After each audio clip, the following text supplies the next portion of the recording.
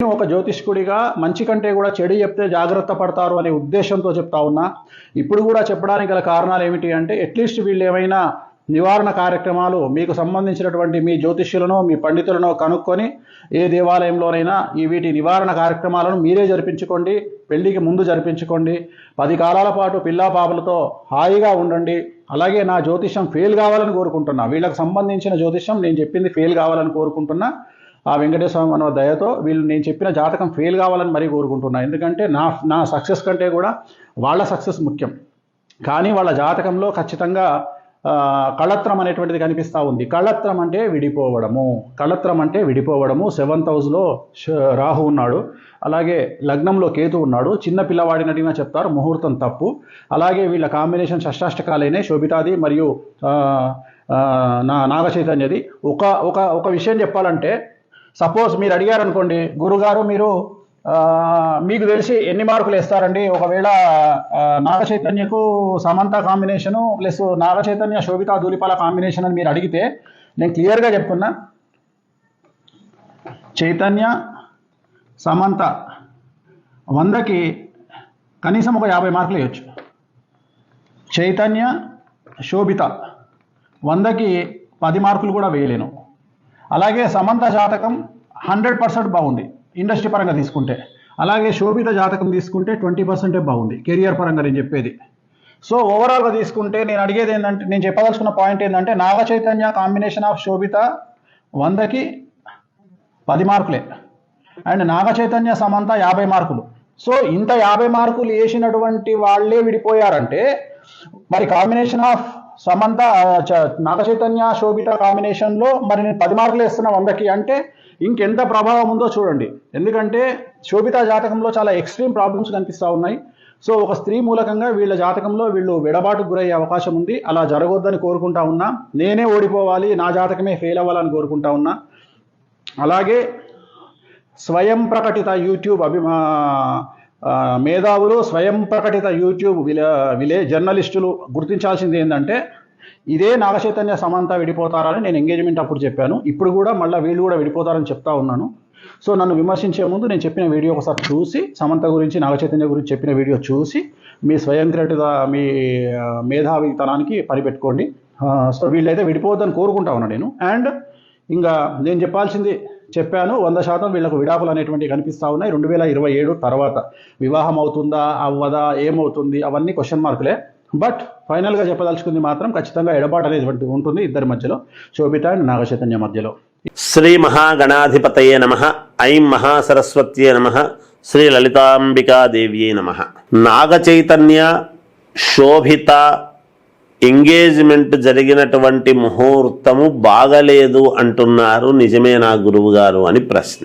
ఇప్పుడు ముహూర్తాలు అనేటువంటివి మనముగా విమర్శ చేస్తున్నాము అన్నప్పుడు వాళ్ళు కూడా వాళ్లకు కావాల్సినటువంటి బ్రాహ్మణోత్తములను ముహూర్త నిర్ణయం అనేటువంటిది ఎన్నో రకాలుగా ఆలోచన చేసి ఒక ముహూర్తం అనేటువంటిది నిర్ణయిస్తారు ఎప్పుడు కూడా.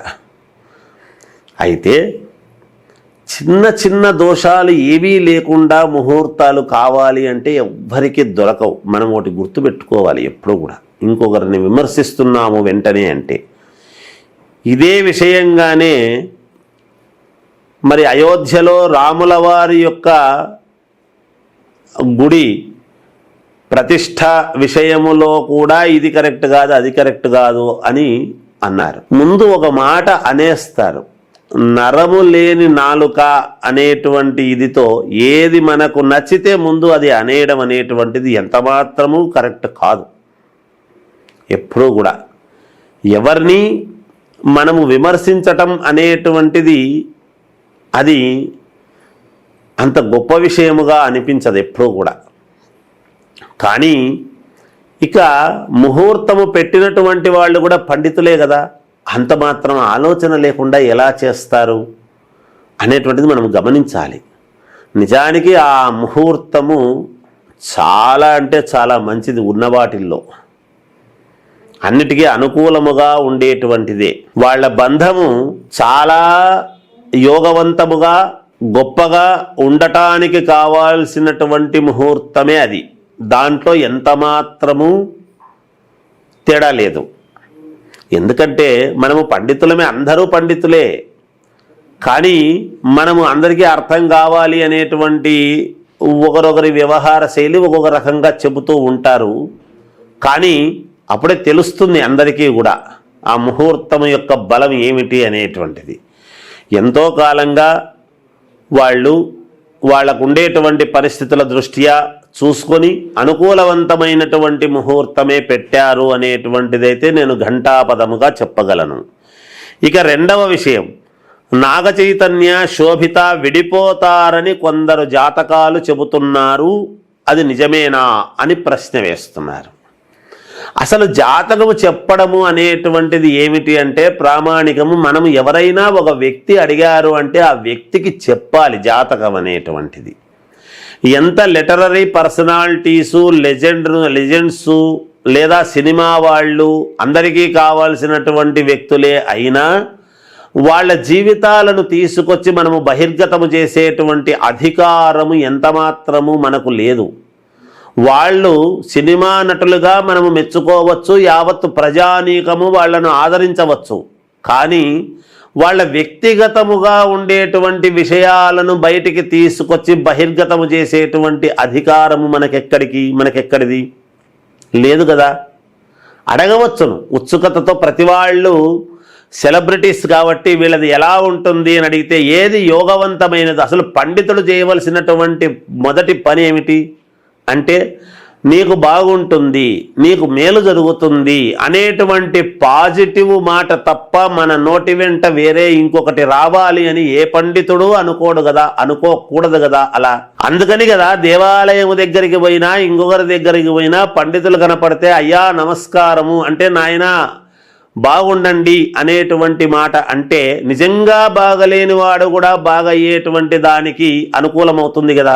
ఎందుకు అవుతుంది అలా అంటే మనం చెప్పంగానే అవుతుందా అంటే మనము నిరంతరము మన అనుష్ఠానము, మనము వేదమంత్రాలు, మనము చేసేటువంటి పూజలు, ఎందుకు పూజలు చేస్తున్నాము?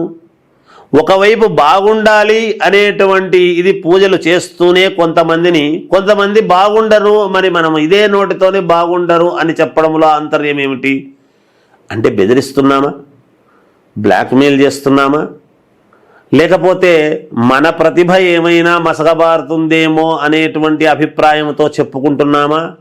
ఇది దేనికి దారితీస్తుంది, దేనికి సంకేతము అనేటువంటిది చాలా పెద్ద ప్రశ్నార్థకముగా మారుతుంది గాక.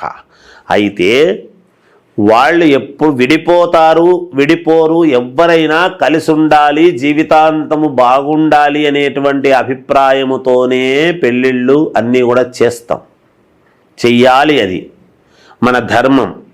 మంచి ముహూర్తము చూసి అన్ని రకాల అనుకూలించేటువంటి విధముగా ఉండేట్టుగా చేస్తున్నాం. ఒక్కటి గమనించాలి, రాహుకేతువులు అని మనం మాట్లాడుతున్నాము. రాహు ఇప్పుడు ఇక్కడున్నాడు అక్కడున్నాడు అని ఛాయాగ్రహాలైనటువంటి రాహుకేతువులను మనము లగ్నకుండలిలో చూసుకొని చెబుతూ ఉంటాం. రాహువు అంటే ఏమి ఎక్కడి నుంచో పైనుంచి ఊడిపడరు. మన మనుషుల్లోనే రాహువులాగా ప్రవర్తించేటువంటి వాళ్ళు వాళ్ళ జీవితంలోకి వస్తారు అనేటువంటిది అర్థం చేసుకోవాలి. ఎప్పుడు వచ్చారంటే ఎప్పుడు ఏదో ఒక ఇంట్రెస్టింగ్ ఫ్యాక్ట్స్ మాకు చెప్తుంటారు. అయితే ఇప్పుడు బాగా హాట్ టాపిక్, ట్రెండింగ్ టాపిక్ వచ్చేసి నాగ చైతన్య శోభిత ఎంగేజ్మెంట్. సో ఇందులో సమంత ఎలా రియాక్ట్ అవుతుంది, ఆ వాళ్ళు ఎలా రియాక్ట్ అవుతారు, అభిమానులు ఎలా రియాక్ట్ అవుతారు అనేది చాలా వినిపిస్తున్నాయి. అయితే ఇందులో ప్రధానంగా ఏంటంటే ఈ ఇద్దరి ముహూర్తం బాలేదని, త్వరలో విడిపోతారని, అసలు పిల్లలే పుట్టరని అంటా ఉన్నారు. దాని గురించి మీరేమంటారు, మీ ప్రిడిక్షన్ లో ఏం చెప్తారు? అలాగే ఇప్పుడు మనకి ముహూర్తం తీసుకున్న దాన్ని బట్టి 8 ఆగస్టు 2024 సంవత్సరం. దీంట్లో మనకి ఈ 8 నెంబర్ అనేటటువంటిది 8వ తారీఖు పెట్టారు.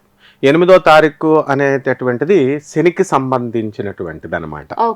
ఓకే, అది నెక్స్ట్ ఫ్యాడిక్ నెంబర్ యాడ్ చేస్తే 8 + 8 + 2024 8 8 16 16 18 20 24 అంటే దాన్ని యాడ్ చేస్తే 2 4 6 వచ్చింది. శుక్రుడు శుభమైనటువంటిది శుక్రుడు. నెక్స్ట్ ఇక్కడ మనకి ఈ శని పరిస్థితి ఏంటంటే నైసర్గికంగా శని అశుభుడు అవ్వచ్చు, కానీ మనకి ఇక్కడ 1, 2, 3, 4 5th హౌస్ ను కూడా 5th and 6th రూలర్ అనమాట శని. 5వ ఇల్లు 6వ ఇల్లు, 6 శత్రువులు అలాంటివన్నీ తీసేసుకో. 5వ ఇల్లు శుభమైనటువంటిది, సంతానం సంబంధించింది, తర్వాత శుభాలు కలిగించేది. ఆ నైసర్గికంగా వదిలేస్తే శుభుడు అనమాట, కన్యా లగ్నానికి శుభుడు. ఆ శుభుడు యొక్క నెంబర్ వచ్చిందనమాట 8. కాబట్టి ముహూర్తంలో ఏం దోషం లేదు. నెక్స్ట్ ఇకపోతే మనకి సప్తమ శుద్ధి చూడాల. సప్తమ శుద్ధిలో మా ఫ్రెండ్ అయినటువంటి వేణుస్వామి గారు మరి ఈ రాహు 7వ ఇంట్లో ఉన్నారు అన్నారు. అంటే వేరే వాళ్ళు తప్పు పట్టారు ఆయన్ని. ఆయన తప్పు కాదనమాట, ఆయన చెప్పింది, వేణుస్వామి గారు చెప్పింది కరెక్టే. ఎందువల్లంటే రాహువు అనేది దానికి స్వతంత్ర ప్లానెట్ కాదు, ఇండిపెండెంట్ ప్లానెట్ కాదు, ఛాయాగ్రహాలు. ఛాయాగ్రహాలు ఏమవుతాయంటే ఏ ఇంట్లో ఉంటే ఆ ఇంట్లో మాకు ఆ ఫలితాలు ఇస్తుంది. ఇది గురుడిల్లు. ఇది ఈ గురుడిల్లు ఏంటంటే 9వ ఇంట్లో ఉన్నాడు ఈ గురుడు. 7వ ఇంటికి అధిపతి కూడా ఆయనే. అలాగే 1, 2, 3, 4వ ఇంటి 4, 7వ ఇంట్లో అధిపతి 9వ ఇంట్లో ఉన్నాడు. కాబట్టి మన అనుభవంతో చెప్తారు కాబట్టి వేణుస్వామి గారు ఆయన తప్పు పట్టాల్సిన పని లేదు. ఆయన ఏంటంటే సప్తమ గ్రహంలో రాహు ఉన్నాడన్నారు, కరెక్టే. సప్తమంలో ఎక్కడుంటే అక్కడ గొడవలు పెడతాడు, కళత్రం అనమాట. ఆ స్థానం ఉండదు, గొడవలు ఏదో ఒకటి అన్నెసరి, నిశ్చితార్థాలులో గొడవలు, ఆ స్వీట్ వేయలేదని ఈ స్వీట్, ఇలాగే ఏదో చిన్న చిన్న గొడవలు. కాబట్టి ఇక్కడ ఏంటంటే ఈ ముహూర్తం దోషం ఎందుకు కాదో చెప్తున్నాను. ఆయన దోషం అని చెప్పారు ఆయన పెర్సెప్షన్ లో, ఎవరిని తప్పు పట్టకూడదు, ఎవరి వ్యూలు వాళ్ళకు ఉంటాయి. అయితే ఈ సప్తమంలో ఉన్నటువంటిది భాగ్యస్థానంలోకి 9th హౌస్ లో ఉన్నాడు కాబట్టి మంచిదే ముహూర్తం. నెక్స్ట్ అష్టమ శుద్ధి ఉండాలా. మెయిన్ వివాహాలు చేసేటప్పుడు ముహూర్తాలు పెట్టేటప్పుడు సప్తమ శుద్ధి ఉండాలా, అలాగే అష్టమ శుద్ధి ఉండాలా. అష్టమ శుద్ధి ఖాళీగానే ఉంది కాబట్టి నెక్స్ట్ ఇంకోటి ఏం చెప్పారంటే వేణుస్వామి గారు, మనకి శని దోషం, శని దృష్టి 1, 2, 3, 4, 5, 6, 7 7th దృష్టితో బుధ శుక్రులను చూస్తున్నారు అన్నారు. కాబట్టి ఆయన బుధ శుక్రులు ఇక్కడ ఎక్కడున్నాడు, సింహరాశిలో ఉన్నారు. సింహరాశిలో శుక్రుడు ఉన్నప్పుడు అది శత్రుక్షేత్రమే. బుధుడు కూడా అంత ఆస్పీషియస్ రిజల్ట్స్ ఇవ్వడం. ఈ శని యొక్క దృష్టి ఉండడం వల్ల శనికి 5వ ఇల్లే కాకుండా 6వ ఇల్లు ఆధిపత్యం కూడా ఉంది. కాబట్టి కొంతవరకు ఆ ముహూర్తము అనేటటువంటిది అంత పెద్ద మంచి ముహూర్తంగా కాదు అని మా వేణుస్వామి గారు ఓపెన్ చేయడం జరిగింది అనమాట. అయితే మిగతా వాళ్ళు అది శని దృష్టి ఉన్నా అది హానికరం అని చెప్తున్నారు అనుకో, అది వదిలేసాయి. తర్వాత నెక్స్ట్ మళ్ళీ శనికి అష్టమ దృష్టి కూడా ఉంటుంది. ఈ శని అష్టమ దృష్టితో బుధ చంద్రకేతువులు ఇద్దరు కలిశారు. ఈ చంద్రకేతువులు కలవడం వల్ల ఏమవుతుందంటే మనకి మనస్తాపము, అంటే చంద్రుడు అంటే ఏంటంటే మనస్సు హాయిగా ఉండాలి. ఈ కేతు చంద్రుడిని పట్టుకుంటాడు కదా, అంతేకాని అనారోగ్యం అనే కాదు, ఇల్నెస్ అనేది కాదు. కొంతమందికి వివాహాలు అయ్యేటప్పుడు జ్వరం వస్తుంది, బయటకు వాళ్ళు చెప్పరు కదా, ఇలా ఏదో రకమైన అనారోగ్యం, మనస్సు అశాంతి, ఇలాంటి ఏదో ఒకటి ఉంటుంది అనమాట. ఇండివిజువల్ చార్ట్ లో నాగ చైతన్య గారిది ఆశ్లేష నక్షత్రం కర్కాటక రాశికి వచ్చింది. ఇప్పుడు ఈ కర్కాటక రాశి వారు అందరికీ కూడా గోచార రీత్యా అష్టమ శని నడుస్తుంది ప్రెసెంట్ ముహూర్తం అయినప్పుడు. అయితే ఈయన ఇండివిజువల్ చార్ట్ లో గురు బుధులు ఇద్దరు కూడా అష్టమ స్థితిగతులు అయి ఉన్నారు. కాబట్టి ఈ అష్టమంలో ఉన్నటువంటి గురుడు ఎప్పుడు కూడా శుభ ఫలితాలు ఇవ్వడు. ఆయనకు రావాల్సినంత గుర్తింపు రాలేదు. ఎందుకంటే అక్కినేని ఫ్యామిలీ నాగార్జున కొడుకంటే వైవాహికంగా ఒక దెబ్బ తిన్నాడు. ఆయన నేమ్ అండ్ ఫేమ్ కొంచెం డ్యామేజ్ అయింది. ఈ అష్టమ గురుడు బుధుడు అదే చేసేది. అంతేకాకుండా డెఫినెట్ గా ఈ యొక్క బుధుడు ఆయన ఇప్పుడు వాళ్ళు ఎప్పుడైనా సరే ఆయన వాక్కు అనేటటువంటిది పాపం ఎక్కువ అనవసరమైన విషయాలకు వెళ్ళడు. అయినప్పటికీ కూడా ఆయన మాటల వల్ల, కమ్యూనికేషన్ గ్యాప్ వల్ల, మొహమాట పడి చెప్పలేకపోవడం వల్ల కూడా మనకి ఈయనకి అనర్థాలు జరుగుతాయి.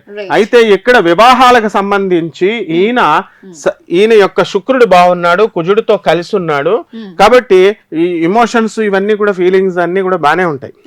నెక్స్ట్ ఈ శుక్రుడు అంటే లైఫ్ లో సెటిల్ అవుతాడు. మ్యారేజ్ లైఫ్ ఉంటుందా, ఇప్పుడు సల్మాన్ ఖాన్ చేసుకోలేదు, రాహుల్ గాంధీ చేసుకోలేదు, అలా ఏమైనా అయిపోతుందంటే అలాగేం లేదనమాట. వైవాహిక జీవితం బ్రహ్మాండంగా ఉంటుంది. కామోద్రేకాలు కూడా బాగానే ఉంటాయి మనవాడికి. కుజ శుక్రులు ఇద్దరు కలిసి ఉన్నారు.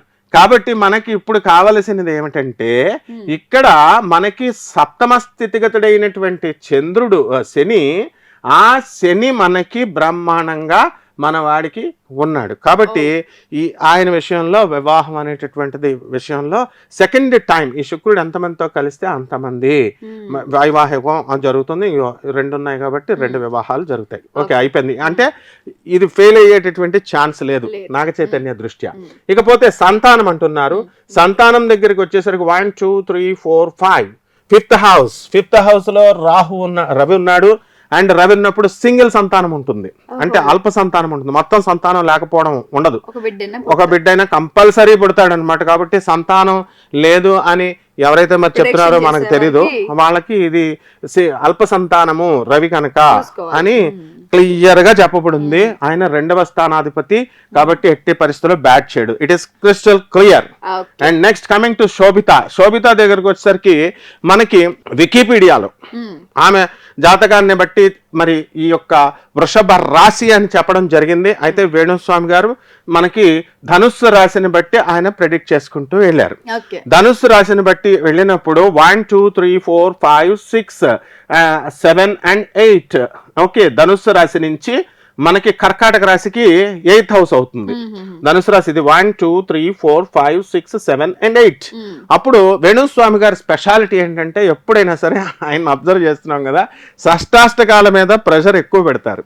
అంటే ఆయన చెప్పింది వాస్తవం. షష్టాష్టకాలు పని చెయ్యవు, ఎవరికి కూడా వివాహాలు విడిపోతూ ఉంటాయి కదా, ఒకవేళ కలిసి ఉన్నాయి ఏవో ఒక మిస్అండర్స్టాండింగ్స్ వస్తాయి అన్నది వాస్తవం. కానీ చాలా జాతకాల్లో నేను అబ్జర్వ్ చేసింది షష్టాష్టకాల్లో కూడా కలిసి ఉన్న వాళ్ళు ఉన్నారు.